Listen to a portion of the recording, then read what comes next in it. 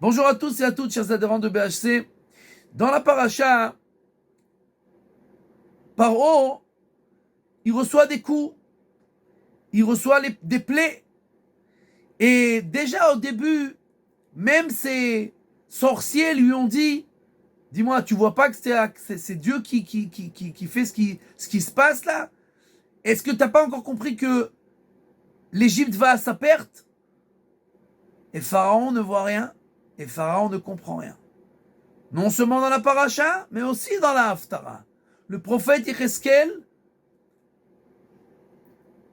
parle de ce qui va se passer avec l'Égypte dans le futur, qu'elle va être mangée par le glaive et qu'elle va être perdue et que personne ne va se réveiller. Comme dans la paracha, de la même manière dans la Haftara. Et le Rabbi Eliashiv raconte qu'une fois, il y avait un grand riche. Et comme sa richesse était grande, son avarice était très grande. Et un jour, il est arrivé à sa dernière heure, il était agonisant. Et comme c'est l'habitude, on a allumé des bougies autour de lui.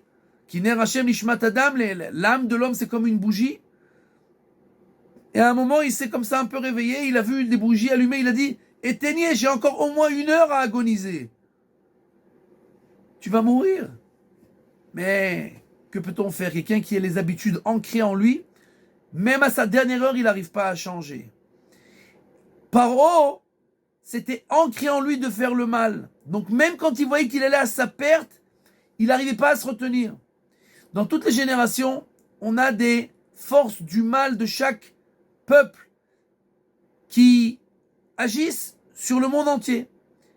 Une de ces écorces, une de ces clipotes, une de ces forces, c'est la force de l'Égypte. La force de l'Égypte, c'est de faire qu'un juif ou n'importe quel être humain, Dieu nous parle tout le temps. Des fois, il nous donne des remazim, des allusions. Des fois, il nous donne des coups. Mais tout ça, c'est comme un père qui aime et qui fait ça pour que tu te réveilles.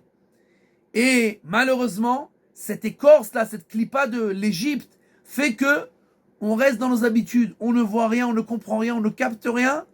Et des fois, les gens, ils vont à leur perte. Pourquoi? Parce qu'ils ne se réveillent pas. Et ils sont trop habitués à continuer leur vie sans réfléchir une seconde, sans regarder une seconde qu'est-ce qu'on est en train de leur dire. Et alors, nous avons le devoir de faire la guerre à cette force-là qui s'appelle la force de l'Égypte, la force du Pharaon, qui est là pour nous fermer les yeux, nous laisser dans nos habitudes, ne rien voir et chas v'shalom, avoir beaucoup de dégâts à cause de ça. Nous devons combattre cette écorce.